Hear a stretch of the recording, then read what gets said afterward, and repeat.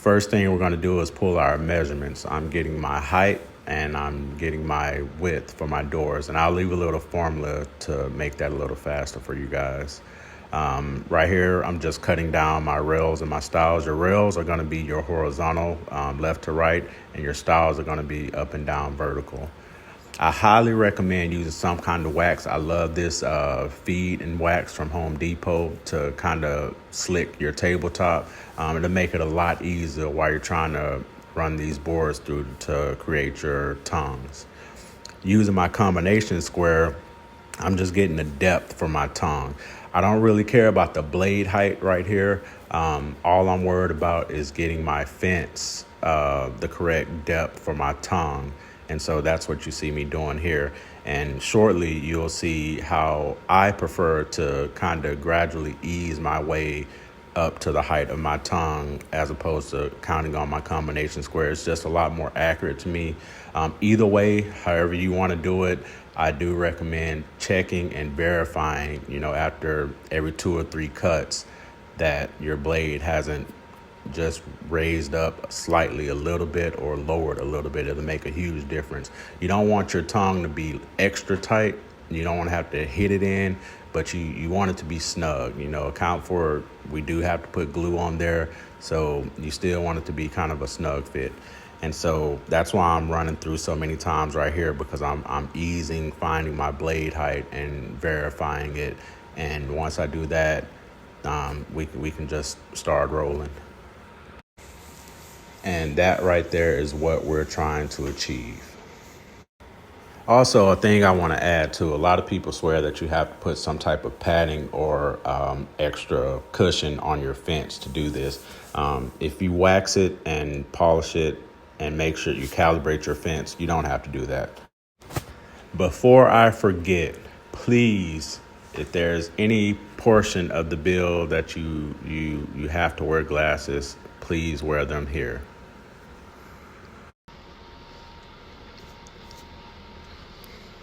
And this is the fit that you want. Nice and snug and tight and seamless.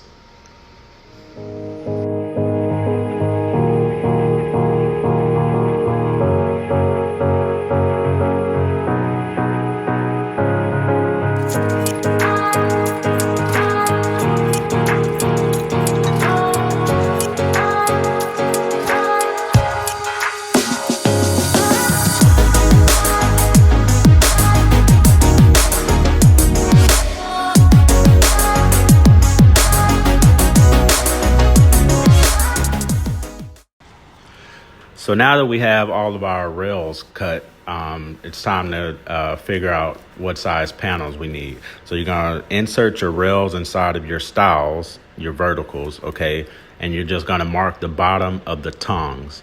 So for your stiles, your measurement is going to be from the bottom of your tongue, whatever you pull from that.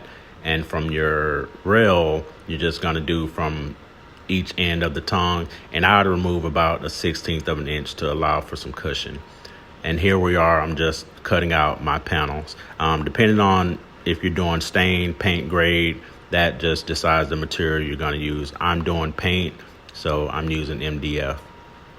Now we're putting our boards together. Like I said, you want it to have kind of a snug fit. This one's a little tighter than I like, but we're going to make it work. If you have to use a mallet, obviously use a rubber mallet and try to hit the wood. Don't hit the MDF because it'll swell it and it'll be really difficult to get it inside of that slot. You want to put glue, not a whole lot. You don't need a lot for this if you have tight tongues. Use some glue, and as you can see, as I'm doing here, just kind of tap everything into place. You don't want to use this hammer a lot. Like I said, this was a little tighter than they normally are, so I had to, but try to prevent that. But if you do, tap the board, not the panels.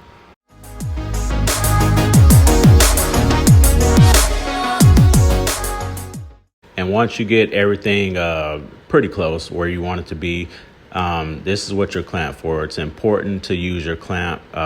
If you have a pin nailer, 23 gauge, it helps so you don't have to clamp or have clamps on everything or a ton of clamps. But if you do have clamps, that's the best route to go. You won't have any holes or anything like that. But if you do, we're going to take care of that also.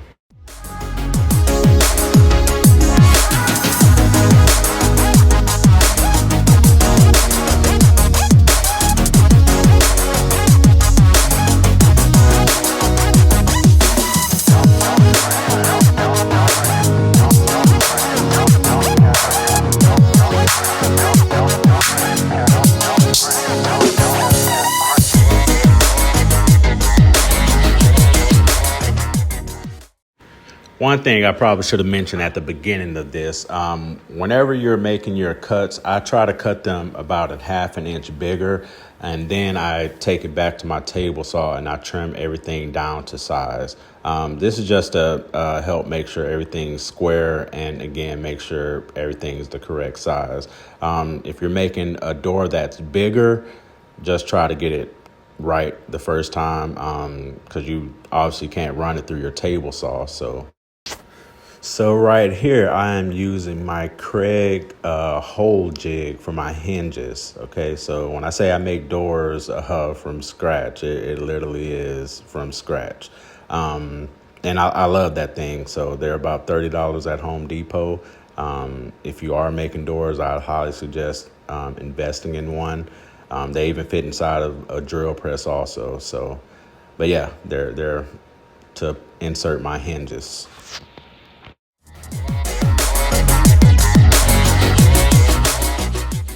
And that is how it is done. Now it is time for the fun part. I like to sand before I add any wood filler. That just gets rid of any deficiencies already. Helps me see if there are any imperfections. So I do recommend doing that before you add any wood filler to fill any nail holes or imperfections, to sand it down and clean it off.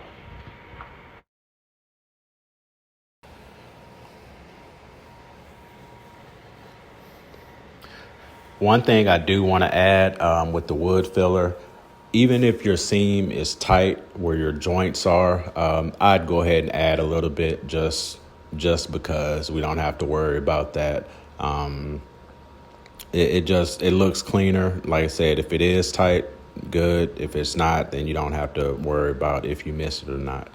Only thing I will add with this wood filler, if you have a good quality wood filler, try to only scrape out what's necessary that you can use at that time.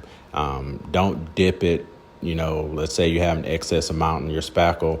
Try not to put it back inside of the wood filler. I found that dries out the wood filler a lot faster. And that's what I'm using right here, just scraping off that excess. Now that my doors have dried for a few hours, I'm going over it. I did forget to mention, when I do my sanding before I add the wood filler, I'm using 120 sandpaper. Right here to do my finish sanding, I'm using 220. And obviously when I paint and prime and stuff like that, I'm going to go over it again very lightly with the 220.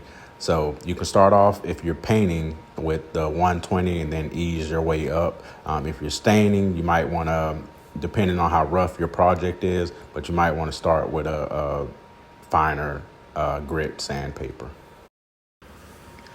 Yeah, so now that we're getting it cleaned off, this is what hopefully your shaker style door front looks like. So now I'm going to get it ready for paint. I do plan on caulking that inside right there on the front. It looks a lot tighter and cleaner. So yeah, get it ready for paint, and there it is.